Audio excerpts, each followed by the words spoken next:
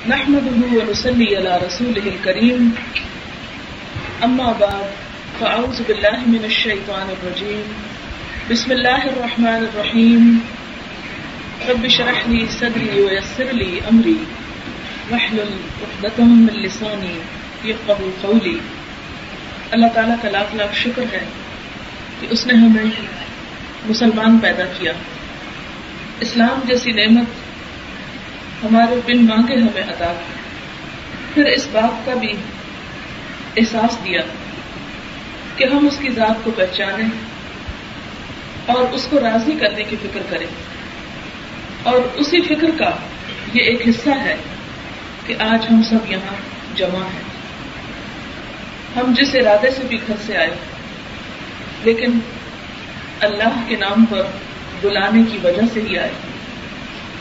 یہاں بیٹھ کر بھی ہم سب اپنی نیت کو پھر ایک دفعہ اللہ تعالیٰ کے لیے خالص کریں اور اللہ تعالیٰ کے ساتھ ایک عہد کریں کہ جو کچھ ہم سنیں اس پر ہم عمل بھی کریں، اس لیے کہ اسلام صرف معلومات کا نام ہے۔ جو باتیں میں کرنے کو جا رہی ہوں، یہ باتیں، یہ آیات آپ نے کئی مرتبہ پڑھ رکھی ہوگی، سن رکھی ہوگی۔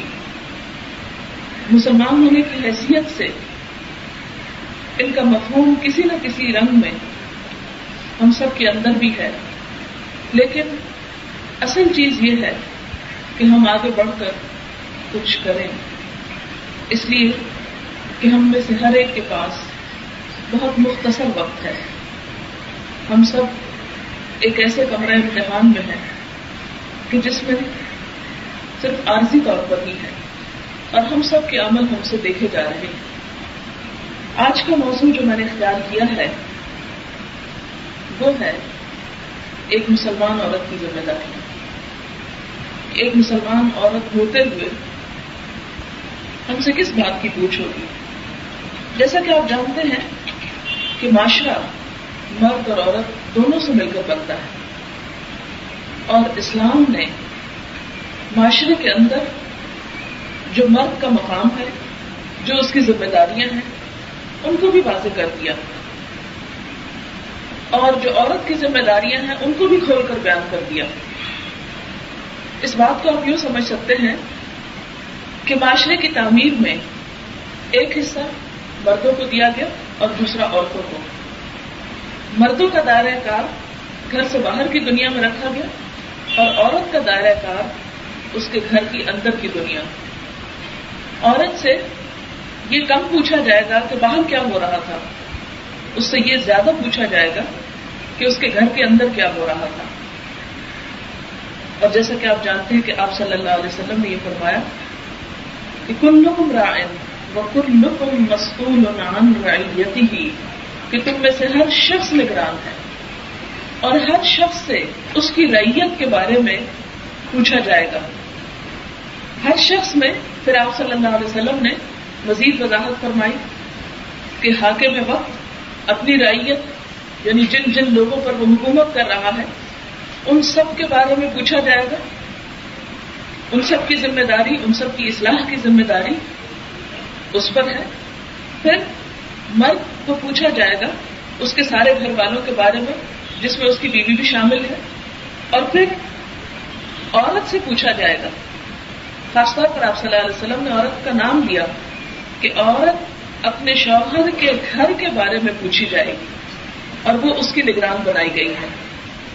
تو گویا ہماری پہلی ذمہ داری ہمارا گھر ہے، یعنی معاشرے کی اصلاح، فلاح اور ان سب چیزوں کے بارے میں بھی ہمیں سوچنا ہے، لیکن اس کا پہلا سٹیپ ہمیں اپنے گھر سے اٹھانا ہے اور اس کی فکر کرنی۔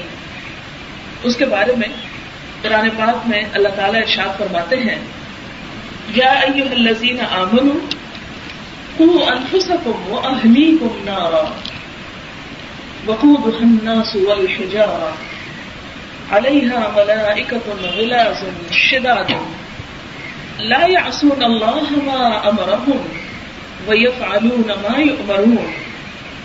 اے لوگوں جو ایمان لائے ہو، اپنے آپ کو اور اپنے گھر والوں کو جہنم کی آگ سے بچاؤ جس کا ایندھن انسان اور پتھر ہوں گے، جس پر شدید فرشتے مقرر ہوں گے، تندخو بد مزاج، جو اللہ کے حکم کی نافرمانی نہیں کریں گے اور وہی کریں گے جو ان کو حکم دیا جائے گا۔ یہاں پر ہم دیکھ رہے ہیں کہ خطاب اہل ایمان سے ہے، کافروں سے نہیں، ایمان والوں سے۔ اور الحمدللہ ہم سب اپنے آپ کو ایمان والے شمار کرتے ہیں، ہم سب مومن ہیں، اور اس میں مرد بھی شامل ہیں اور عورتیں بھی شامل ہیں۔ اور میری تمہید بیان کرنے کا مطلب یہ تھا کہ عورتیں گھر کے بارے میں مردوں کی نسبت زیادہ پوچھی جائیں گی۔ اہل ایمان کہہ کر خطاب کیا کیا جا رہا ہے؟ قوا انفسکم واہلیکم نارا، ایمان لا چکے ہو، اب فکر کرو کس کی؟ اپنی جان کی اور اپنے گھر والوں کی۔ اس بات کی فکر، جہنم سے بچانے کی فکر، آگ سے بچنے کی فکر۔ عموماً یہ کہا جاتا ہے چونکہ ہم تو کلمہ گو ہیں، کلمہ پڑھتے ہیں، اس لیے ہمارا جہنم سے کیا کام، ہم نے کلمہ پڑھ لیا اس لیے جنت کے دروازے ہم پر کھل گئے۔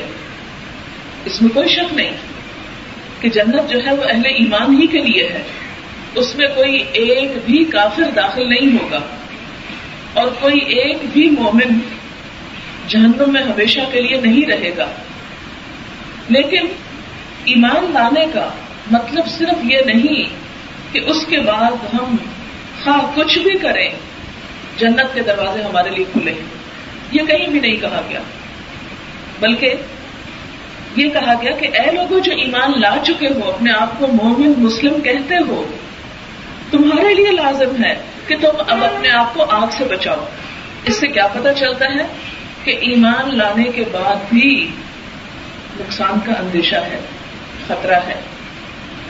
اور پھر دوسری بات یہ پتہ چلتی ہے کہ ایک مومن کے اوپر ذمہ داری صرف یہ نہیں کہ وہ اپنے آپ کو آگ سے بچائے، صرف خود نیک کام کرے، بلکہ اس کے اوپر ایکولی ذمہ داری یہ ہے کہ وہ اپنے گھر والوں کو بھی بچانے کی فکر کرے، اس لیے کہ اللہ نے جو خون کے رشتے بنائے اور پھر ان کے درمیان باہم محبت اور ہمدردی اور ایک دوسرے کا احساس اور خیر خواہی پیدا کی، اس خیر خواہی کا تقاضا یہ ہے کہ ہم صرف اپنی ذات کی فکر نہ کریں، ایسی خود غرضی نہ دکھائیں، بلکہ اس کے ساتھ ساتھ اپنے گھر والوں کی بھی فکر کریں۔ آپ دیکھیں کہ انبیاء علیہ السلام کا طریقہ کار یہی تھا۔ سورۃ مریم میں آتا ہے انبیاء کے بارے میں کہ کان یأمر اہلہ بالصلاۃ والزکاۃ، کہ وہ اپنے گھر والوں کو نماز اور زکوٰۃ کا حکم دیا کرتے تھے۔ پھر اسی طرح حضرت یعقوب علیہ السلام کے بارے میں آتا ہے ام کنتم شہداء اذ حضر یعقوب الموت اذ قال لبنیہ ما تعبدون من بعدی، کہ تم اس وقت حاضر تھے جب یعقوب علیہ السلام کو موت کا وقت آیا، جب انہوں نے اپنے بچوں کو بلا کر کہا کہ میرے بعد کس کی عبادت کرو گے۔ تو اس سے کیا پتہ چلتا ہے کہ انبیاء علیہ السلام نہ صرف یہ کہ اپنی زندگی میں اپنی اولاد کی آخرت کے بارے میں فکر مند ہوتے تھے، بلکہ اس کے ساتھ ساتھ اپنے مرنے کے بعد بھی ان کو یہ فکر ہوتی تھی کہ کہیں ہمارا سایہ ان سے اٹھ جانے کے بعد یہ اپنی آخرت سے غافل نہ ہو جائے۔ اسی لیے آخری وقت میں ان کو یہ بلا کر نہیں کہتے کہ فلاں مال کے ساتھ کیا کرو گے، فلاں پراپرٹی کے ساتھ کیا بنے گا، بلکہ یہ کہتے ہیں کہ میرے بعد تم عبادت کس کی کرو گے، فرما برداری کس کی کرو گے۔ اسی طرح حضرت اسماعیل علیہ السلام کو حکم ہوا وَأْمُرْ أَهْلَكَ بِالصَّلَاةِ وَاصْطَبِرْ عَلَيْهَا، کہ اپنے اہل و عیال کو نماز کا حکم دو اور خود بھی اس پر پابندی کرو۔ اب یہاں یہ کہا جا رہا ہے کہ اپنے آپ کو آگ سے بچاؤ۔ اچھا ہم کیا کرتے ہیں؟ ہم عموماً یہ کہتے ہیں کہ ہم تو بچوں کو بہت کہتے ہیں، سنتے ہی نہیں، آج کل ماحول ہی اتنا خراب ہے، ہر طرف سے ایسی الغار ہے کہ بچے کوئی بات سننے کو تیار نہیں ہوتے۔ اب ذرا تھوڑی دیر کے لیے تصور کریں کہ ایک گھر کے کونے میں آگ جل رہی، جیسے خواتین کو عموماً راستہ پیش آتا ہے، روزانہ کچن میں کام کرتی ہیں، چولہا جلاتی ہیں، اس جلتے چولہے کے پاس جب کوئی چھوٹا بچہ آپ کا آ جاتا ہے، آپ کیا کرتی ہیں؟ صرف نصیحت یا ہاتھ بھی پکڑ لیتی ہیں؟ ہاتھ بھی پکڑ لیتی ہیں۔ صرف یہ تو نہیں کرتی کہ ہائے بچے دیکھو آگ ہے تم اس کے قریب نہ جانا، اور اگر وہ اس میں ہاتھ ڈال دے تو آپ کہیں کہ اب میں کیا کروں، اس کی تو سمجھ ہی اتنی ہے، میں نے تو اس کو منع بھی کیا تھا لیکن اس نے پھر ہاتھ ڈال دیا. نہیں، جو دنیا کی آگ ہے اس سے ہم اپنے بچے کو کس طرح بچاتے ہیں، کتنی فکر کرتے ہیں. اگر بچہ اسکول جا رہا ہے اور راستے میں دھوپ ہے، کتنی فکر کرتے ہیں کہ یہ دھوپ جو ہے وہ بچے کو نقصان نہ دے، اسے چھتری پکڑاتے ہیں، اس کے لیے سواری کا بندوبست کرتے ہیں، اس کے لیے تکلیف اٹھاتے ہیں. بچے جب دوپہر کو اسکول سے واپس آتے ہیں ان کے لیے شربت تیار کر کے رکھتے ہیں، ان کے لیے اے سی چلا کر رکھتے ہیں، پنکھا چلا کر رکھتے ہیں، انہیں کہتے ہیں کہ فوراً کپڑے اتارو، بات لے لو، تمہیں گرمی نہ ہو جائے، تمہیں تکلیف نہ ہو جائے. کتنی فکر کرتے ہیں، کتنے انتظام اور اہتمام کرتے ہیں. اور خدا نہ خواستہ اگر کوئی تکلیف ہو ہی جائے تو ہماری اپنی نیند آرام اٹھ جاتا ہے، اپنی نیند قربان کر کے پھر ان کی فکر کرتے ہیں، ان کو ڈاکٹر کے پاس لے کے جاتے ہیں، جو احتیاطیں بتاتے ہیں وہ کرتے ہیں، پرہیزی کھانا ان کو پکا کر دیتے ہیں، الارم لگا لگا کے ان کو دوائیاں کھلاتے ہیں کہ ان کو بیماری سے بچانا ہے، ان کو نقصان سے بچانا ہے، تکلیف نہیں ہونے دینا. کتنی محبتوں کا اظہار کرتے ہیں. لیکن ہماری یہ محبتیں صرف عارضی محبتیں کیوں ہو گئی؟ صرف ہم نے ان کی دنیا کی فکر کیوں کی؟ صرف دنیا کی گرمی سے کیوں بچایا ان کو؟ صرف دنیا کی بھوک سے کیوں بچایا؟ وہ جہنم کی بھوک ہمیں یاد کیوں نہ رہی؟ اللہ تعالیٰ نے کیا فرمایا کہ وہاں پر کیسا کھانا ملے گا کہ لا یسمن ولا یغنی عن جوع، کہ جو نہ موٹا کرے گا اور نہ بھوک مٹائے گا. وہاں پر کانٹے، ابلتا پانی اور زخموں کا دھون کھانے کو ملے گا. ہمیں کتنی دفعہ یہ خیال آتا ہے کہ اگر میرا بچہ بگڑ گیا یا میرے بچے کے اندر خدا رسول کی اطاعت کا جذبہ نہ ہوا تو اس کو آئندہ کیا کچھ مشکلات پیش آ سکتی ہیں. کوئی بھی ماں جیتے جی اپنے بچے کو کسی تندور میں پھینکے گی نہیں، لیکن افسوس کے ساتھ ہمیں یہ کہنا پڑتا ہے کہ ہماری ماؤں کی اکثریت اس بات سے غافل ہے. بہت سے دیندار لوگ بھی اس طرف سے غافل ہیں کہ وہ اس وقت تو تہجد گزار بھی ہوں گے، نمازیں بھی پابندی سے پڑھیں گے، صدقہ خیرات بھی کریں گے، حج بھی کریں گے، عمروں پر بھی چلے جائیں گے، لیکن اولاد کی فکر نہیں کریں گے. تو ہمارا یہ رویہ اور یہ متضاد رویہ جو ہے یہ کس کو نقصان دے گا؟ آپ دیکھیں کہ اگر آپ اپنی نیکی کی وجہ سے جنت میں پہنچ بھی جائیں اور آپ کو یہ پتا چلے کہ آپ کا بچہ جہنم میں پہنچ گیا تو اس جنت کا لطف کیسا رہے گا؟ اس جنت کا لطف ہی ختم ہو جائے گا کہ جب اپنے ہی جگر گوشے جو ہیں وہ تکلیف میں ہوں. میں نے کوئی ایسی ماں نہیں دیکھی کہ جو خود آرام اٹھا کر بچے کو تکلیف میں مبتلا کرتی ہو. کبھی ایسا نہیں دیکھا گیا، نہ انسانوں میں نہ جانوروں میں. دنیا میں ہر ماں خواہ جاہل سے جاہل ہی کیوں نہ ہو خود کو تکلیف میں مبتلا کر کے بچے کو آرام پہنچاتی ہے. اس محبت کو تھوڑا سا اور آگے بڑھا لیجئے، اس کو پھیلا لیجئے اور صرف اولاد کو نصیحتیں کرنے تک ہی کام نہ رکھیے. آپ دیکھیں کہ جب ہمیں اولاد کا کیریئر بنانے کا فکر ہوتا ہے تو اس کے لیے ہم کیا کرتے ہیں؟ بچہ ابھی ماں کے پیٹ میں ہوتا ہے کہ اسکولوں کی تلاش شروع ہو جاتی ہے، بچوں کے نام لکھوا دیے جاتے ہیں تاکہ ان کو کسی اچھے اسکول میں داخلہ مل جائے، خواہ وہ گھر سے 20 میل ہی دور کیوں نہ ہو، خواہ اس پر دنیا میں ہمیں کتنا ہی سرمایہ کیوں نہ خرچ کرنا پڑے. لیکن کتنی مائیں ایسی ہیں کہ جو بچے کے پیدا ہونے پر ان کی دینی تعلیم کا بھی فکر کرتی ہوں، اس لیے کہ بچے کی تربیت اسکول کی عمر سے شروع نہیں ہوتی، بچے کی تربیت ماں کے پیٹ سے شروع ہو جاتی ہے. جب بچہ ماں کی پیٹ میں ہوتا ہے اس وقت سے تربیت شروع ہو جاتی ہے، اور اس تربیت کو کرنے کے لیے اور کسی بھی کام کو کرنے کے لیے یہ نہیں کہ جب وہ پیدا ہوگا تو آپ اس کو نصیحتیں کریں گے اور وہ آپ کی نصیحتیں مان جائیں گے. ہم خود اپنی زندگی میں دیکھیں ہم نے کتنی نصیحتیں مانی، بہت سی باتوں کا ہمیں پتہ ہوتا ہے کہ یہ درست ہے پھر بھی ہم نہیں کرتے.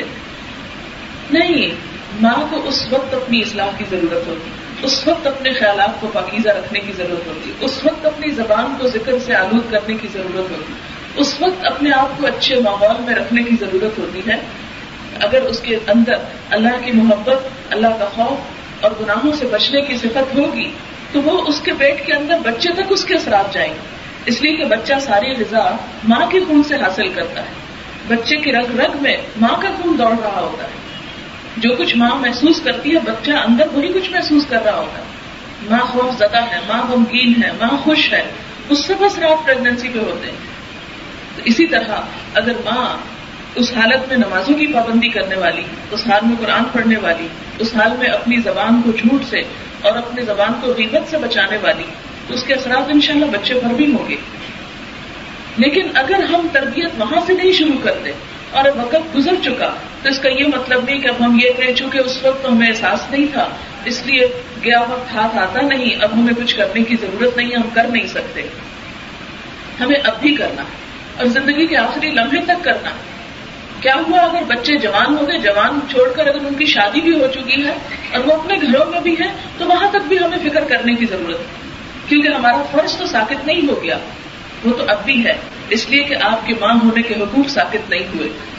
جب تک آپ ماں ہیں اس وقت تک آپ کی ذمہ داری ہے, جب تک آپ زندہ ہیں, جب تک آپ کے اندر احساس اور شعور ہے, اس وقت تک آپ سے پوچھا جائے گا. اس کا یہ مطلب نہیں کہ باپ سے نہیں پوچھا جائے گا, باپ سے بھی پوچھا جائے گا, کیونکہ حضور صلی اللہ علیہ وسلم نے فرمایا کہ بہترین چیز جو باپ اولاد کو دیتا ہے وہ بہترین تربیت ہے. لیکن اس کے ساتھ ساتھ چونکہ بچہ زیادہ وقت جو ہے وہ ماں کے پاس گزارتا ہے, اس لیے اس کی ذمہ داری بڑی ہوتی ہے. اب آپ دیکھیں کہ اگر ہم یہ چاہتے ہیں اور سچے دل سے یہ بات چاہتے ہیں کہ ہم اپنے بچوں کی اصلاح کر سکیں, تو اس کے لیے پھر ہمیں کیا کرنا ہوگا؟ اس کے لیے سب سے پہلے تو واقعی ہمیں آگ کو محسوس کرنا ہوگا جس سے بچنے کا کہا جا رہا ہے. اب آپ کیا کریں؟ آپ سوچتی ہیں, پھر سوچ ختم ہو جاتی ہے, احساس پیدا ہوتا ہے, مر جاتا ہے. ایک چھوٹا سا تجربہ کیجیے, گھر جائیے اور اپنے بچے کو پکڑ کے کچن میں لے جائیے اور رکھیے اس کا ہاتھ چولہے پر. یہ میں آپ کو برا مشورہ نہیں دے رہی, بہت اچھا مشورہ دے رہی ہوں. پھر رکھیے, آپ اس بات کی ہمت بھی نہیں کر سکتے, اس بات کا تصور بھی نہیں کر سکتے, اور آپ شاید دل میں کوس رہی ہوں کیسی خاتون ہے جو ہمیں یہ تعلیم دے رہی. یہ میں اس لیے دے رہی ہوں کہ ہمارے احساس نہیں جاگتے, کیونکہ احساس کو جگانے کی ضرورت ہے. اگر کوئی ماں اپنے بچے کا ہاتھ پکڑ کے اس کو جلا سکتی ہے تو پھر وہ جہنم کی آگ پہ بھی مطمئن ہو کے بیٹھ جائے, کوئی بات نہیں, جائے جہنم میں, مجھے کوئی پرواہ نہیں. لیکن اگر وہ دنیا میں وہ جلتا ہاتھ دیکھ کے خود اپنے اندر درد محسوس کرتی, کیونکہ ہوتا یہ ہے کہ جب بچے کو کوئی تکلیف ہو, آپ نے دیکھا ہوگا کہ اگر آپ کی بیٹی کے پیٹ میں درد ہو رہی ہے تو آپ کے پیٹ میں ضرور بل پڑیں گے, ضرور دل پکڑا جاتا کہ ہائے بچے کو کیا ہو گیا.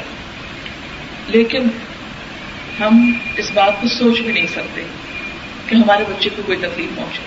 لیکن یہ کیوں مطمئن ہو کے بیٹھ گئے کہ کل کی تکلیف پر کیا ہوگا, کیونکہ اللہ تعالیٰ کی یہ بات جھوٹ نہیں ہے. اچھا, اب آپ دیکھیں کہ یہ آگ ہے کیا جس سے ہمیں بچنے کو کہا جا رہا ہے؟ یہ آگ جو ہے یہ دراصل گناہوں کی آگ ہے, اللہ کی نافرمانی کی آگ ہے, اللہ سے دوری کی آگ ہے, اللہ سے منہ موڑنے کی آگ ہے. اور انسان دنیا میں بھی اس کو محسوس کرتا ہے. اللہ تعالیٰ قرآن پاک میں فرماتے ہیں, من اعرض عن ذکری فإن له معیشة ضنکا ونحشره يوم القیامة اعمى قال رب لم حشرتنی اعمى وقد كنت بصیرا. ترجمہ اس کا یہ ہے, من اعرض عن ذکری, جس نے میرے ذکر سے منہ موڑا, فإن له معیشة ضنکا, میں اس کے لیے دنیا کی زندگی بھی تنگ کر دوں گا, دنیا میں اس کے لیے گھٹن پیدا کر دوں. ضنک کہتے ہیں تنگی کو, اور تنگی سے مراد یہ نہیں کہ گھر اس کا چھوٹا کر دوں گا یا پیسے کم کر دوں گا, اس سے مراد دلوں کی گھٹن ہے, دلوں کی پریشانی, دلوں کی بے چینی, دلوں کی بے سکونی ہے, جو دراصل نتیجہ کس بات کا ہے؟ اللہ کے ذکر سے منہ موڑنے کا. جب ہم نے خود منہ موڑا تو ہم نے بچوں کو وہی ماحول دیا اور انہوں نے بھی منہ موڑ لیا. اب جب وہ اللہ کے ذکر سے منہ موڑتے ہیں تو نتیجہ کیا ہوتا ہے کہ سب سے پہلے وہ والدین ہی کی نافرمانی کرتے ہیں, والدین ہی کی اطاعت نہیں کرتے, والدین ہی کے لیے ان کے دل میں کوئی احساس اور کوئی محبت نہیں ہوتی, والدین کے دکھ کا انہیں احساس نہیں ہوتا, والدین کی پریشانی انہیں پریشانی نہیں لگتی. آپ دیکھیں کہ وہ قومیں جن کے اندر خدا کا کوئی تصور نہیں, وہاں تو یہ واقعات بہت عام ہیں کہ بوڑھے ماں باپ کو ہومز میں پھینک آتے ہیں. اور اب آپ نے ایک نئی اصطلاح سنی ہوگی, گرانی ڈمپنگ کی, کہ کہ جب والدین بوڑھے ہو جاتے ہیں تو بعض اوقات یہ ہے کہ اولاد ان کو ہومز میں چھوڑنا چاہتی ہے ویسٹ میں، تو وہ نہیں جاتے. وہ کہتے ہیں کہ نہیں، ہم نے تمہیں پالا پوسا، ہمیں تمہاری شکل دیکھنا نصیب نہیں ہوگی اگر ہم چلے جائیں گے، تو نہیں جانا چاہتا ہے. والدین کے دل میں اولاد کی قدرتی محبت ہے.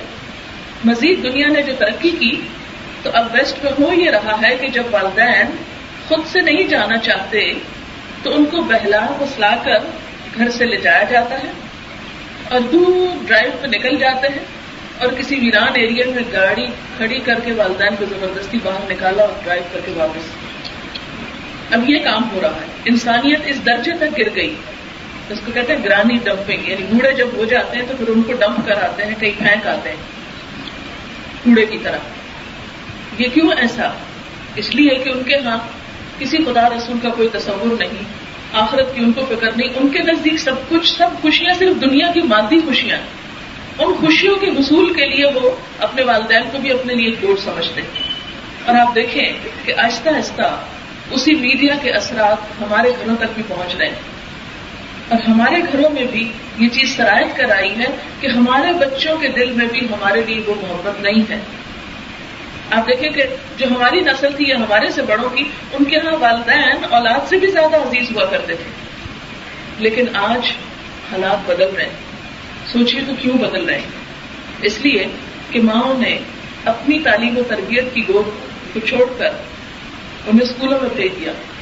چھوٹے بچے بھی ٹیگ لگا کے وہ مشکل بیٹھتے کہ ان کے سامنے ٹی وی آن کر دیتے ہیں اور وہ جو چاہیں دیکھیں. اور ہم کہتے ہیں ابھی اس کو کیا سمجھ، اس کو دل بہلانے کے لیے مجھے کام کرنا ہے، کہیں جانا ہے تو اس کا ہم نے یہ طریقہ سوچا. ایک دن میں اپنے بچے کو کھلا رہی تھی، کھانا نہیں کھا رہا، تو کسی نے کہا میں آپ کو آسان طریقہ بتاتی ہوں، اس کے سامنے ویڈیو لگا دیجیے اور جو چاہیے کھلا دیجیے. یعنی بچے کھاتے وقت بھی اور ہر کام کے وقت بس اسی کے اندر ان کا دماغ الجھا ہوا ہے. یعنی اس وقت میں ان کو ماں کی پریزنس محسوس نہ ہو، ایسی چیزوں میں الجھاتا ہے. یعنی گویا ہم نے اپنے لیے آسان حل تلاش کر لیا اپنی ذمہ داریوں سے سبکدوش ہونے کے لیے، وقتی فائدہ سوچا اور یہ نہیں دیکھا کہ اس کے نتیجے میں وہ جو کچھ دیکھ رہا ہے، وہ جو کچھ اس کے اندر چلا جائے گا، اس کے بعد اس کو مجھ سے تو کوئی ہمدردی نہیں رہے گی، اس کے دل میں میری تو کوئی محبت نہیں رہے گی. اس کے ہیروز تو وہی بن جائیں گے جو کچھ وہ دیکھ رہا ہے سارا وقت. اور یہی وجہ ہے کہ آپ دیکھیں اس وقت ہمارے بچوں کو فرشتوں کے نام نہیں پتا ہوں گے، پیغمبروں کے نام نہیں پتا ہوں گے، لیکن جتنے ایکٹرز اور ایکٹریسز کے نام معلوم ہوں گے وہ شاید آپ کو بھی معلوم نہ ہو. جتنے کھلاڑی ان کے دل میں بسے وہ شاید آپ کو ان کی خبر بھی نہ ہو. کیوں ایسا ہوا؟ آپ کی محبت کی جگہ نے کسی اور چیز کی محبت کیوں اپنے دل میں بٹھا لی؟ اس لیے کہ آپ نے اپنی ذمہ داری پوری نہیں کی. آپ دیکھیں کہ اسلام میں 7 سال کی عمر میں نماز بچے کو کہنے کا حکم، اس سے پہلے نہیں.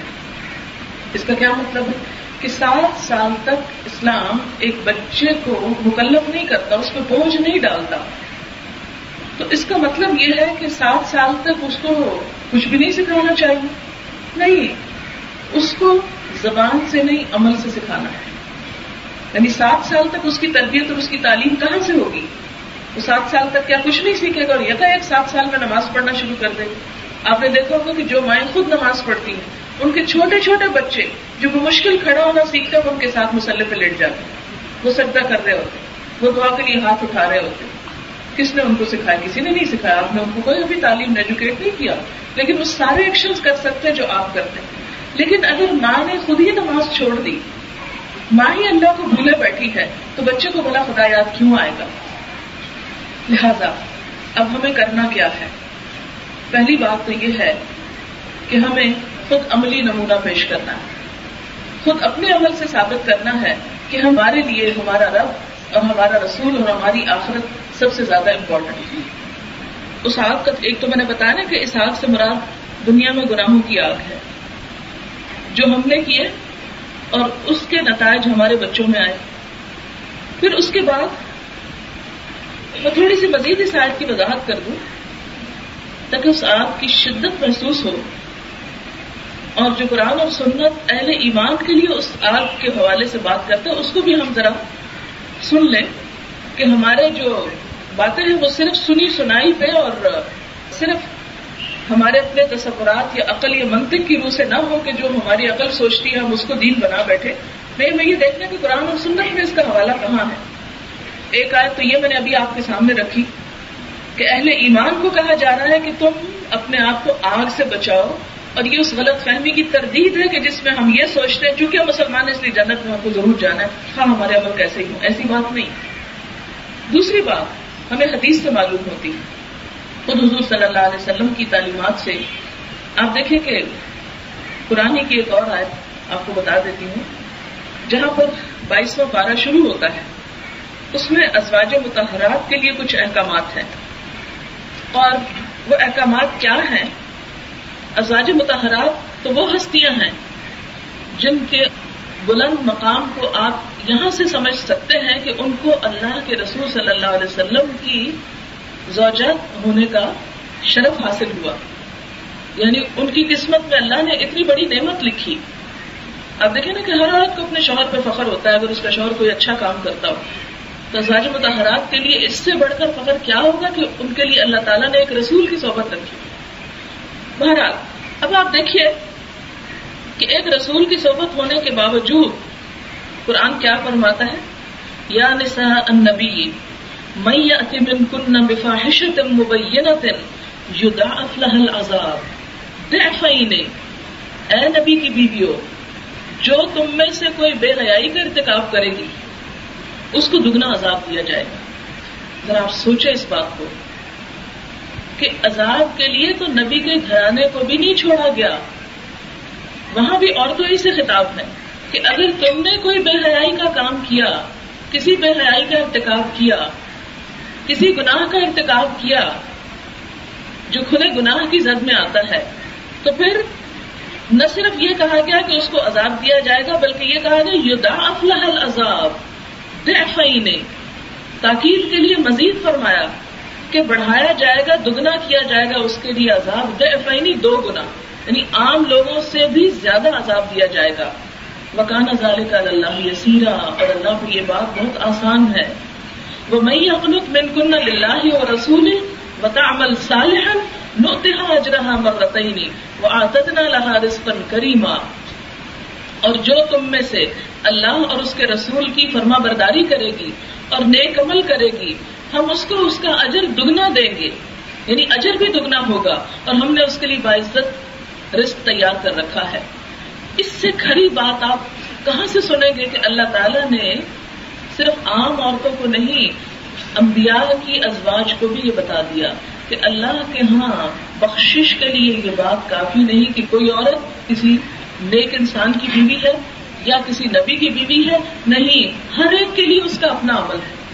اگر نبی کے گھرانے میں سے بھی کوئی شخص غلط روش اختیار کرے گا تو اس کو بھی پوچھ ہو جائے گی، جیسے کہ آپ صلی اللہ علیہ وسلم نے حضرت فاطمہ الزہرا سے کہا کہ اے محمد صلی اللہ علیہ وسلم کی بیٹی، تم اپنے لیے خود کچھ کرو، میرا نبی ہونا تمہارے کسی کام نہیں آئے گا۔ پھر اسی طرح اپنی پھوپھی سے کہا کہ اے پھوپھی، تم اپنے لیے خود کچھ کرو، میرا نبی ہونا تمہارے کام نہیں آئے گا، تم کو نہیں بچائے گا۔ اپنے پورے خاندان کو کہا کہ اے بنی ہاشم، میں تم کو اللہ سے ڈراتا ہوں، اپنے لیے خود کچھ کرو، میری نبوت تمہیں فائدہ نہ دے گی۔ تو جس دین کا مزاج یہ ہے وہاں پر ہر شخص ذمہ دار ہے۔ اور پھر آپ دیکھیں کہ یہ عذاب جو ہے وہ آخرت میں کس قسم کا ہوگا؟ جب حشر کا میدان ہوگا، ہر شخص اپنے عمل کے ساتھ وہاں حاضر ہو جائے گا، اور کچھ لوگ ایسے ہوں گے کہ جن کو یہ کہا جائے گا کہ اس شخص کی ساری نیکیاں اس کی اولاد کھا گئی، یعنی اس نے خود کو اچھے کام کیے، اولاد کو نہیں سکھایا، اولاد نے برے کام کر کے ماں باپ کی نیکیوں کو برباد کر کے ان کے گناہوں میں اضافہ کر دیا، یعنی اس کے گھر والوں نے اس کو ہلاکت میں مبتلا کیا۔ اس نے بڑے بڑے انبار لگائے تھے نیکیوں کے، لیکن اولاد کو صحیح تعلیم و تربیت نہیں دی، جس کے نتیجے میں وہ بھی سب کچھ گنوا دیا۔ اب آپ دیکھیں کہ جب اللہ کے حضور حاضر ہوں گے اور ہر ایک کے عمل اس کے سامنے ہوں گے، ہر ایک کو اللہ کے حضور حاضر ہونا ہوگا اور اپنے اپنے عمل کی جواب دہی کرنی ہوگی، اس میں پھر 3 طرح کے لوگ ہوں گے۔ ایک وہ ہوں گے جو سابقون بالخیرات ہوں گے۔ سابقون بالخیرات کون ہوں گے؟ کہ جنہوں نے خود بھی اچھے عمل کیے اور اولاد کی بھی اچھی تربیت کی، اور ان کی اولاد ان کے لیے بعد میں صدقہ جاریہ بنی۔ ایسے لوگوں کے بارے میں آپ صلی اللہ علیہ وسلم نے فرمایا کہ وہ دوڑتے ہوئے جنت میں داخل ہو جائیں گے بغیر حساب کتاب کے۔ دوسری کیٹیگری جو سورت فاطر میں ہمیں ملتی ہے وہ ہے درمیانہ رو لوگوں کی، کہ جن کے کچھ اچھے عمل تھے اور کچھ انہوں نے برائیاں بھی کی. ایسے لوگوں کا حساب لیا جائے گا لیکن ہلکا حساب لیا جائے گا. یہ میں الفاظ اپنے نہیں بول رہی، حدیث سے ثابت ہے یہ بات. آپ صلی اللہ علیہ وسلم نے خود اس کی وضاحت فرمائی کہ ان لوگوں کا حساب ہوگا لیکن ہلکا حساب ہوگا، لیکن مواخذہ ہوگا. اور آپ دیکھیں کہ حضرت عائشہ سے حضور صلی اللہ علیہ وسلم نے ایک دفعہ فرمایا تھا، عائشہ جس کا حساب ہو گیا، جس سے پوچھ لیا گیا وہ مارا گیا، اس کو جواب دینا پڑے گا. جواب اللہ کے حضور ہم کیا دیں گے، اس سے تو کچھ بھی چھپا نہیں سکتے. اور تیسرے کون ہیں؟ وَمِنْهُمْ ظَالِمٌ لِنَفْسِهِ، جو اپنے اوپر ظلم کرتے ہیں. ان کے بارے میں فرمایا کہ یہ حشر کا پورا عرصہ روک رکھے جائیں گے. آپ دیکھیں کہ ہم کسی سفر پر ہوں، کسی بینک کے آگے کھڑے ہوں، کسی دکان پہ تھوڑی دیر بھی انتظار کرنا پڑے. ٹریفک لائٹ کتنی دیر کی ہوتی ہے، اشارہ کتنی دیر کا ہوتا ہے، 1 یا 2 منٹ کا ہوتا ہوگا زیادہ سے زیادہ. وہاں ہم کتنے تنگ پڑ جاتے ہیں اور اکثر لوگ اشارے توڑ کے نکل بھاگتے ہیں آگے جا کے ایکسیڈنٹ ہی کیوں نہ ہو. وہ بڑا رسک لے لیتے ہیں لیکن وہاں صبر نہیں کر سکتے کہ کون انتظار میں کھڑا ہو. لیکن آپ دیکھیں کہ اگر ہم اپنے اوپر ظلم کرنے والے تو حشر کا سارا عرصہ کھڑا ہونا کوئی کھیل کی بات نہیں. اور یہ جو تینوں کیٹیگریز میں نے آپ کو بتائی یہ کافروں، مشرکوں، منافقوں کی نہیں ہے. یہ سورۃ فاطر آپ کھولیے، اس میں آپ کو آیت ملے گی ثم اورثنا الکتاب الذین اصطفینا من عبادنا فمنهم ظالم لنفسه ومنهم مقتصد ومنهم سابق بالخیرات باذن اللہ ذلک هو الفضل الکبیر. کہ پھر ہم نے وارث بنایا کتاب کا ان لوگوں کو جن کو ہم نے اپنے بندوں میں سے چن لیا. آپ چنے ہوئے لوگ ہیں، اللہ کی چنی ہوئی امت ہے، اور آپ کو اللہ نے اپنی کتاب دی، لیکن ان میں سے کچھ تو اپنے اوپر ظلم اٹھا رہے ہیں. کتاب کے ہوتے ہوئے گناہوں میں دوڑ لگائی، کچھ درمیانے راستے پہ چل رہے ہیں، کبھی ادھر ہو گیا کبھی ادھر ہو گیا، اور کچھ ہیں جو آگے بڑھ رہے ہیں، اور ان میں سے ہر ایک کا انجام مختلف ہے. اب آپ دیکھیں یہ جو ظالم لنفسہ ہی ہے، اپنے اوپر ظلم ڈھانے والے، یہ جب قیامت کے دن حاضر ہوں گے تو ان میں سے کچھ سارا عرصہ حشر کا روک کر بخش دیے جائیں گے. اور یوں معلوم ہوتا ہے جیسے سورۃ الاعراف میں آتا ہے کہ آراف پر روکے جائیں گے. ایک طرف جنت میں جانے والے جنت میں پہنچ چکے ہوں گے، جہنم میں جانے والے جہنم میں جا چکے ہوں گے، اور یہ آراف پر روکے جائیں گے. یہ جب جنت والوں کی طرف دیکھیں گے تو کہیں گے کاش ہم بھی ان کے ساتھ ہوں، اور جہنم کی طرف جب ان کی نگاہیں پھیری جائیں گی تو دعائیں مانگے گی اللہ ہمیں ان کے ساتھ شامل نہ کرنا. سب سے آخر میں پھر ان کا حساب ہوگا اور ان کو جنت یا جہنم میں بھیجا جائے گا. ان میں سے کچھ لوگ ایسے ہوں گے کہ جن کو شفاعت کام آئے گی اور پھر وہ جنت میں پہنچا دیے جائیں گے، لیکن کچھ ایسے ظالم ہوں گے کہ ان کو جہنم میں بھیجا جائے گا. اور یہ صحیح بخاری سے ہمیں پتہ چلتا ہے، حضور صلی اللہ علیہ وسلم نے جو ہمیں اس کی تفسیر بتائی وہ کیا ہے کہ وہ لوگ جن کے دل میں ایمان تو ہوگا لیکن ساتھ برے عمل کیے ہوں گے وہ جہنم میں جائیں گے، اور ان میں سے ہر ایک اتنا عرصہ وہاں رہے گا جتنے برے عمل اس نے کیے ہوں گے. پھر بالآخر اللہ تعالیٰ اس شخص کو بھی جہنم سے نکال لیں گے جس کے دل میں رائی کے دانے برابر بھی ایمان ہوگا، وہ بھی نکال لیا جائے گا، اور باقی صرف مشرک اور کافر ہی جہنم میں ہمیشہ کے لیے رہ جائیں خالدین فیہا. اہل ایمان جو ہے اپنے ایمان کی وجہ سے پھر اس سے نکالے جائیں گے، پھر جنت کی ایک نہر پہ لا کے ڈالے جائیں گے. اس نہر کا نام ہے نہر الحیات، زندگی کی نہر. اس نہر کا پانی ان کے جسم پر چھینٹے مارے جائیں گے، جو جسم جل کر کوئلہ ہو چکے ہوں، بالکل کوئلہ. جب وہ جل کے کوئلہ ہو جائیں گے تو جنت کی نہر نہر الحیات کا پانی ان کے اوپر ڈالا جائے گا. اس پانی سے وہ اگنے لگیں گے، اور آپ نے اس کی بھی تشبیہ دی کہ جیسے ایک دانہ اگتا ہے اور اس سے نئی کوپل پھوٹتی ہے، اس طرح نئے سرے سے ان کے جسم بنیں گے، اور پھر ان کو صحیح سلامت کر کے ان کا حلیہ درست کر کے ان کو جنت میں لایا جائے گا. لیکن جنت میں آنے کے باوجود ان کے چہرے پر جلنے کے نشان ہوں گے. ذرا سوچیں اس بات کو، تصور میں لائیں. دنیا میں کبھی آپ کسی ہاسپٹل میں جائیں، جلے ہوئے مریضوں کا وارڈ اگر آپ نے دیکھا ہو، یا کسی انسان کو دیکھو، کسی کو کیا دیکھنا، ہر شخص کو تھوڑا بہت جلنے کا ایکسپیرینس ہوتا ہے دنیا میں، کہ جلی ہوئی جگہ کا داغ جو ہے وہ نہیں جاتا. اب وہاں پر جا کر ان کے چہروں پہ وہ جلنے کے نشان ہوں گے، اور اہل جنت ان کو جہنمیون کہیں گے کہ یہ وہ لوگ ہیں جو جہنم میں رہ کے آئے ان نشانات کی وجہ سے، اور پھر ہمیشہ کے لیے وہ جنت میں رہیں گے. تو میری بہنوں، یہ سارا قصہ سنانے کا مقصد دراصل یہ ہے کہ ہم یہ نہ سوچ بیٹھیں کہ ہم چاہے اللہ کی رضا کے کام کریں یا ناراضگی کے کریں، اپنی ذمہ داریاں پوری کریں یا نہ کریں، فرض ادا کریں یا نہ کریں، جنت ہمارے لیے کھلی ہے اور ہم تو اس کو ریزرو کرا چکے ہیں اپنے لیے. نہیں. آپ کو یاد ہوگا حضرت عمر رضی اللہ تعالیٰ عنہ کا کیا طریقہ تھا کہ ان کا قول یہ ہے کہ اگر یہ کہا جائے کہ ایک شخص کے سوا سب جنت میں چلے گئے ہیں تو میں سمجھوں گا کہ وہ ایک شخص میں ہی ہوں جو جنت کے باہر. اتنا ڈرتے تھے وہ. صحابہ کرام میں سے کسی کو خبر نہیں تھی کہ صرف کلمہ پڑھ لینے سے جنت واجب ہے, لہٰذا نماز کی بھی ضرورت نہیں. اور خواتین کو جو صحابیات تھی ان کو نہیں پتا تھا کہ صرف کلمہ پڑھ لینے سے سب کچھ پاک ہو جائے گا, لہٰذا نہ تو اپنی ذمہ داریاں پوری کرنے کی ضرورت ہے, نہ ستر اور حجاب کی ضرورت ہے, نہ اپنی زینت چھپانے کی ضرورت ہے, جو چاہو کرو. یہاں تو آپ دیکھیں نبی کی بیویوں سے کہا جا رہا ہے میں اتی منکن بفاحشۃ, کوئی اگر کسی نے بے حیائی کا ارتکاب کیا. اور دگنے کی بات یہ ہے کہ اس کا مطلب ہے کہ عام لوگوں کو ایک گناہ عذاب. اس سے کیا پتہ چلتا ہے کہ عام مومن عورتیں بھی اگر بے حیائی کا ارتکاب کریں, اگر وہ دین کے تقاضوں کو پورا نہ کریں تو پھر وہ اپنے آپ کو تیار رکھیں اس سزا کے لیے. پھر اس کے بعد آپ دیکھیں یہاں پر مزید یہ فرمایا بچو اس آگ سے کہ وقودھا الناس, جس کا ایندھن لوگ ہوں گے, یعنی انسان اس میں بطور ایندھن جلائے جائیں گے کہ اس سے آگ بھڑکے. والحجارۃ, اور کچھ پتھر ساتھ رکھ دیے جائیں گے کہ پتھر جب اس آگ سے جلیں گے تو آپ خود سوچیں کہ پتھر کا کوئلہ تو انجن چلا دیتا ہے, اتنا پاورفل ہو. علیہا ملائکۃ غلاظ شداد, اس کے اوپر پھر فرشتے بھی مقرر ہوں گے. کون سے فرشتے؟ غلاظ, غلیظ سے, غلیظ عربی میں کہتے ہیں سنگ دل کو, غلیظہ کہتے ہیں سختی, شدت, کہ وہ اتنے سنگ دل ہوں گے کہ کسی کے اوپر ترس نہ آئے گا ان کو, کسی پر رحم نہیں کھائیں گے. شداد, بڑے بد مزاج ہوں گے, شدید قسم کے, اکھڑ قسم کے ہوں گے کہ جو کسی طرح بھی بات سننے کو تیار نہ ہوں گے. آپ دیکھیں کہ جب انسان کسی دکھ درد میں ہوتا ہے نا تو کوئی اس کے ساتھ ہمدردی کرے, پھر اس کا دکھ بانٹ لے تو خواہ دکھ ختم نہیں ہوتا لیکن دکھ کم ضرور ہو جاتا ہے.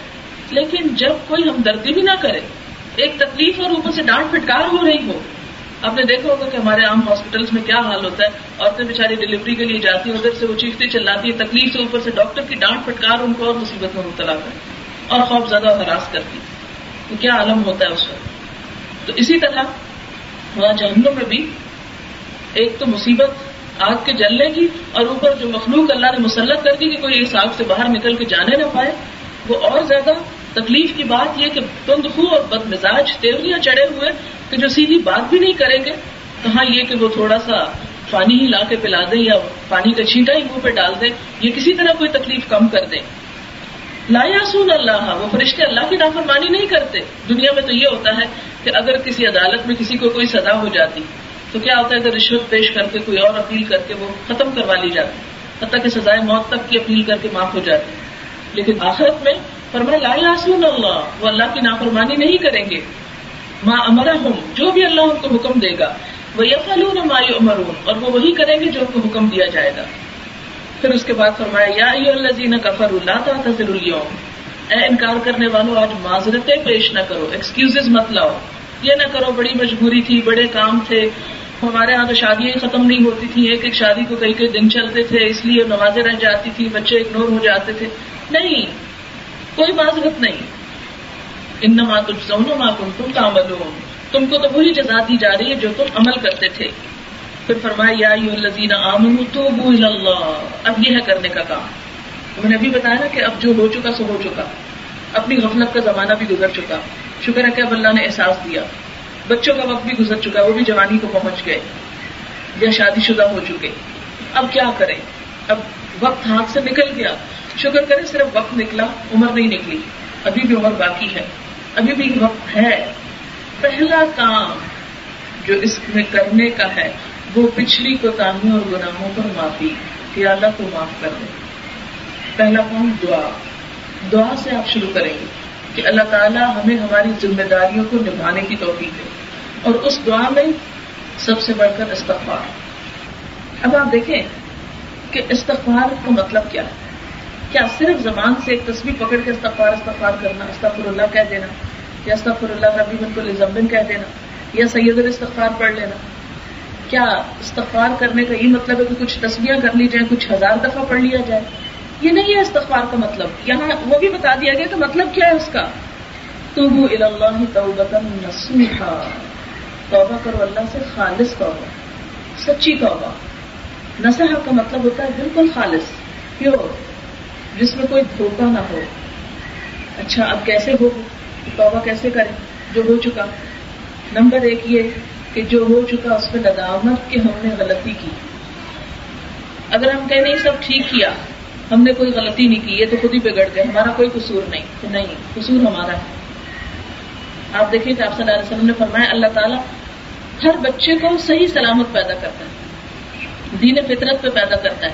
فَأَبَوَاهُ يُحَوِّدَانِهِ أَوْ يُنَصِّرَانِهِ أَوْ يُمَجِّسَانِهِ، پھر اس کے ماں باپ اس کو کیا بنا دیتے؟ یہودی، نصارہ، مجوسی بنا دیتے. تو ماں باپ کو بلیم کیا جا رہا ہے نا یہاں کہ جو کچھ تمہارے بچے بنے گے تم نے ہی ان کو یہ بنایا. لہذا سب سے پہلا کام کیا؟ احساس ندامت. یا اللہ ہم سے غلطی ہوئی، ہمارا قصور، ہم سے بھول ہوئی. جب تک ہم یہ ریئلائز نہیں کریں گے، اس کا احساس نہیں کریں گے، اللہ کے آگے روئیں گے نہیں کہ اللہ میرا قصور ہے، اس وقت تک وہ پتھر سرکے گا نہیں. وہ پتھر جب سرکے گا جب اللہ کے حضور بیٹھ کے روئیں گے سچے دل سے. احساس ندامت. پھر اس کے بعد اگلا سٹیپ یہ کہ وعدہ کہ اللہ تعالیٰ آئندہ نہیں ایسے ہوگا، اب میں اس ذمہ داری کو نبھاؤں گی. پھر اس کے بعد ذمہ داری کو نبھانے کے لیے یہ ضروری ہے کہ جو کچھ کرنا اس کا علم بھی ہو. بطور ماں ہم سب کو پتا ہو کہ اسلام ہم پہ کیا ذمہ داریاں عائد کرتا ہے. ہمیں بچوں کی اصلاح سے پہلے اپنی اصلاح کرنی ہے، اپنے اندر خدا کی محبت پیدا کرنا ہوگا، اپنے نفس کو مارنا ہوگا. کیونکہ جب تک ہم اپنے نفس کو مارتے نہیں، ہم بچوں کی اصلاح کیسے کر سکتے ہیں؟ مثلا خود نماز کے لیے اٹھ نہیں رہے تو ہم کیسے کہہ سکتے ہیں بچوں کو کہ صبح کی نماز پڑھ لینا؟ اور آپ خود اس وقت میں اٹھ رہے ہیں کہ جب ان کے اٹھنے کا ٹائم نہ بچے، ظاہر ہے کہ یہ کام تو نہیں ہو سکتا. پھر اس کے بعد آپ دیکھیے کہ توبہ میں احساس ندامت اور آئندہ کے لیے گناہ نہ کرنے کے ساتھ ایک اور چیز بھی آتی ہے، اور وہ ہے زبان سے بھی اس کا اقرار کیا جائے. یعنی اس استغفار کی جو تسبیحات ہیں ان کو اپنایا جائے. بہت سے لوگ یہ کہہ کے ذکر کو رد کر دیتے ہیں کہ جی یہ تو صرف زبان کی ایکسرسائز ہے، اس سے کیا حاصل ہوتا ہے. نہیں. اچھا اب آپ دیکھیں کہ استغفار کرنے کے ساتھ ساتھ ان راستوں اور ان دروازوں کو بند کرنے کی ضرورت ہے جہاں سے یہ ساری گرداڑی. اگر آپ ایک طرف سے گھر صاف کرتے چلے جائیں اور دوسری طرف سے آندھی چل رہی ہے اور آپ کی کھڑکیاں دروازے کھلے ہیں تو آپ کی صفائی کچھ نہیں کرے گی. یہ بہت اہم بات ہے. وہ کھڑکیاں دروازے کون سے ہیں؟ میرا اشارہ آپ سمجھ چکے ہوں کہ جو کچھ فحاشی اور بے حیائی کے اڈے ہم میں سے ہر ایک کے گھر میں کھلے ہوئے. بہت سخت لفظ میں بول رہی ہوں لیکن وہ اڈا اس لیے کہ جو کچھ وہاں دکھ رہا ہے، پہلے تو صرف یہ تھا کہ اپنے ملک سے جو کچھ ہوتا تھا، اب تو ڈش کے ذریعے وہ کچھ دیکھا جا رہا ہے جو کبھی ہم نے جس کا تصور بھی نہیں کیا تھا. اور دیکھتے دیکھتے آنکھیں اتنی عادی ہو گئی، اس گندگی کے اتنے عادی ہو گئے ہم کہ اب دیکھ کے یہ بھی احساس نہیں ہوتا کہ گندگی کہتے ہیں یہ تو ہو ہی رہا ہے، سب جانتے ہیں اور یہی تو فطرت ہے، یہی تو ہوتا ہے، اس میں چھپانے کی کیا بات ہے؟ ہوتا ہے، ہوتا ہوگا، لیکن اللہ نے چھپانے کا حکم دیا ہے، اس کو عام کرنے سے روکا ہے. اسی طرح آپ دوسری مثال آپ دیکھ سکتے ہیں کہ اگر آپ کا کمرہ بہت شدید گرم ہے تو آپ کیا کرتے ہیں؟ اے سی لگاتے ہیں. تو اے سی سے ٹھنڈک تو ہو رہی ہے لیکن کھڑکیاں دروازے پھر کھلے. تو جب تک کھڑکیاں دروازے کھلے ہیں جتنی کولنگ ہو رہی ہے وہ ساتھ ساتھ ضائع ہو رہی ہے، وہ سب باہر نکل رہی ہے اور باہر کی گرمی اندر آ رہی ہے. تو جب تک آپ ان دروازوں کو بند نہیں کریں گے کہ جس سے یہ سب کچھ آ رہا ہے، اس وقت تک صرف نصیحت، صرف ذکر، صرف قرآن کا پڑھنا فائدہ نہیں دے گا. تھوڑا بہت ہوگا لیکن اس کے بعد دھل جائے گا. قرآن پاک میں آتا ہے نا کہ جو لوگ بدنیتی کے ساتھ صدقہ کرتے ہیں ان کا صدقہ کیا ہوتا ہے کہ ایک چٹیل پتھر کے اوپر تھوڑی سی گرد پڑتی ہے، بارش آتی ہے اور وہ ساری بہا کے لے جاتی ہے. اسی طرح جب ہم اصلاح کا کام صحیح طور پر نہیں کریں گے، یعنی پوری اپنی نیت اور پورا ارادہ اور پورا عزم اور پورا عہد اللہ کے ساتھ اس میں شامل نہیں ہوگا تو ہم ان دروازوں کو بند کرنے میں مخلص ہی نہیں ہوں گے. اور اس میں بات یہ ہے نا کہ دل تو اپنا بھی بے ایمان ہے، دل تو اپنا بھی چاہتا ہے کہ ساتھ بیٹھ کے دیکھیں. جب تک ہم اپنے آپ ہی کو کنٹرول نہیں کر سکے کہ حرام پہ نظر نہ جائے تو بچوں کو ہم کیا کنٹرول کر سکتے ہیں؟ اب آپ دیکھیں کہ کوشش کر کے آپ نے خود کو تو کر لیا، تو اب آپ یہ تو کر نہیں سکتی کہ جب بچے اس چیز پر بیٹھے ہوئے ہوں اور آپ جا کے سوئچ آف کر دیں. اس سے کیا ہوگا؟ اس سے مسئلہ حل نہیں ہوگا، مسئلہ مزید بگڑے گا، مزید خراب ہوگا. لیکن وہ سوئچ آف ضرور کرنا، یہ آپ کی نیت اور آپ کے ارادے میں ہو. یہ سوئچ آف ہوگا تو قرآن دلوں میں جائے گا. آپ دیکھیں کہ قرآن پاک میں سورۃ لقمان میں ایک آیت آتی ہے لہو الحدیث پر، وَمِنَ النَّاسِ مَن يَشْتَرِي لَهْوَ الْحَدِيثِ لِيُضِلَّ عَن سَبِيلِ اللَّهِ فَبَشِّرْهُ بِعَذَابٍ أَلِيمٍ، کہ لوگوں میں سے کوئی ایسے بھی ہیں کہ جو کلام دل فریب خرید لاتا ہے. مَن يَشْتَرِي لَهْوَ الْحَدِيثِ، کلام دل فریب، لہو کہتے ہیں دل فریب چیز کو جو اپنے اندر مصروف کر لے، اور حدیث کہتے ہیں بات کو. یہ بات دو طرح کی ہو سکتی ہے، نظم میں بھی ہو سکتی ہے، نثر میں بھی ہو سکتی ہے. وہ سارا لٹریچر جو انسان کو اپنے اندر اتنا مگن کر دے کہ اس کو بھول جائے کہ دوسروں کے حقوق اور فرائض کیا ہے، وہ ساری ایسی قصے کہانیاں اور وہ تمام چیزیں اس میں آ جاتی ہیں. اور نظم میں کیا آ جاتا ہے، وہ شعر و شاعری آ جاتے ہیں، ہمارے گانے بجانے آ جاتے ہیں، موسیقی، وہ سب کچھ آ جاتا ہے. اور اس کا اصل مقصد کیا، لیضل عن سبیل اللہ، کہ یہ اللہ کا راستہ گم کر دیتی، یہ ساری چیزیں اللہ کو بھلوا دیتی. اس پہ کیا فرمایا کہ ایسے شخص کو کیا کرو، دردناک عذاب کی بشارت ہو. اچھا، اسی آیت کے فوراً بعد یہ فرمایا گیا کہ وَإِذَا تُتْلَىٰ عَلَيْهِ آيَاتُنَا وَلَّىٰ مُسْتَكْبِرًا كَأَن لَّمْ يَسْمَعْهَا كَأَنَّ فِي أُذُنَيْهِ وَقْرًا، کہ جب اس شخص کو اللہ کی آیات پڑھ کے سنائی جاتی ہیں تو وہ کیا کرتا ہے، وَلَّىٰ مُسْتَكْبِرًا، منہ موڑ کے چلا جاتا ہے. كَأَنَّ فِي أُذُنَيْهِ وَقْرًا، دین کی بات، قرآن کی بات سے ایسے بدکتا ہے گویا اس کے کانوں میں کوئی بوجھ پڑا ہوا ہو. اور آج آپ دیکھ سکتے ہیں کہ ایک وقت وہ تھا کہ جب ہمارے اسلاف میں دین کی ایک ایک مجلس میں سینکڑوں نہیں، ہزاروں نہیں، لاکھوں کا مجمع ہوتا تھا. علماء کا حال یہ ہوتا تھا کہ جہاں بیٹھتے تھے دور دراز سے ہزاروں میل دور سے لوگ آتے تھے. اور یہ ایک نہیں، کئی ایک مثالیں ہیں. اس مثال کے طور پر آپ دیکھیں کہ یہ جو میں نے حدیث کی اور دین کی مجلسوں کی بات کی کہ اس میں کتنے کتنے لوگ آتے تھے. حضور صلی اللہ علیہ وسلم کے خطبہ حجۃ الوداع میں آپ نے دیکھا ہوگا کہ 40,000 کا مجمع تھا، اور عام طور پر بھی مجمع ہوتے تھے. پھر آپ کے جو شاگرد تھے یعنی صحابہ کرام، حضرت ابو ہریرہ کے حلقہ درس میں 800 شاگرد ہوتے تھے. ابن سیرین کوفہ گئے تو صرف یہاں 4,000 طالب علم ان سے حدیث سیکھتے تھے، صرف ایک شہر میں. یعنی جیسے میں آپ کے پاس اب کراچی میں آئی ہوں تو ابن سیرین اپنے علاقے سے کوفہ میں جب گئے تو 4,000 لوگ ان کے پاس باقاعدہ سیکھنے کو آتے تھے. مدینہ میں ابو زناد کی ہم رکابی میں 300 طلبہ رہا کرتے تھے. جہاں وہ جاتے تھے 300 کا قافلہ ساتھ جاتا تھا کہ وہ لوگ گھر میں بھی سفر میں ہر جگہ سیکھ رہے ہوتے تھے. اس دور میں کوئی میڈیا نہیں تھا، کوئی یہ لاؤڈ سپیکرز نہیں تھے، کوئی یہ کیسٹس نہیں تھی، کچھ نہیں تھی. لوگوں کی صرف بات ہوتی تھی، لیکن وہ بات اتنی مؤثر ہوتی تھی اور اتنے لوگوں کے اندر طلب ہوتی تھی کہ ایک ایک مجلس میں ہزاروں. مالک بن انس تابعی ہیں، ان کے حلقہ درس میں اتنی تعداد ہوتی تھی کہ بیٹھنے کی جگہ نہ ہوتی، دروازے تک ازدحام ہوتا تھا. علی بن عاصم کے درس میں 30,000 طلبہ شریک ہوتے تھے. اب آپ کہہ رہے ہوں گے کہ پہنچاتے تھے کس طرح ان کو بات، تو ان کو لمبی تقریریں کرنے کی ضرورت نہیں ہوا کرتی تھی. وہ ایک بات بولتے کہ نبی صلی اللہ علیہ وسلم نے یہ فرمایا. اب جہاں تک وہ آواز پہنچتی وہاں ایک اور شخص کھڑا ہوتا تھا، وہ اس بات کو اس طرف منہ کر کے بولتا تھا کہ نبی صلی اللہ علیہ وسلم نے یہ بات فرمائی. پھر اس کی آواز جہاں تک پہنچتی تھی وہاں ایک اور شخص کھڑا ہوتا تھا، اور پھر وہ ایک اور شخص، اور آخر تک وہ بات پہنچتی تھی. لوگوں نے اس طرح دین کو پہنچایا.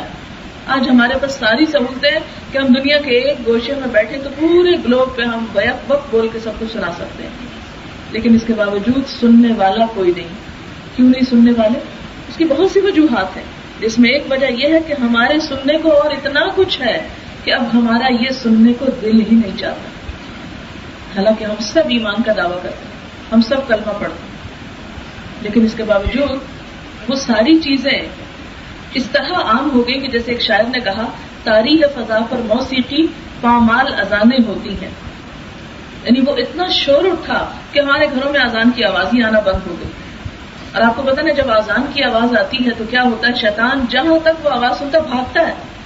تو جب ہمارے گھر میں آواز ہی نہیں آ رہی تو وہاں سے اس نے کہاں سے بھاگنا ہے؟ وہ ڈیرے جمائے ہوئے.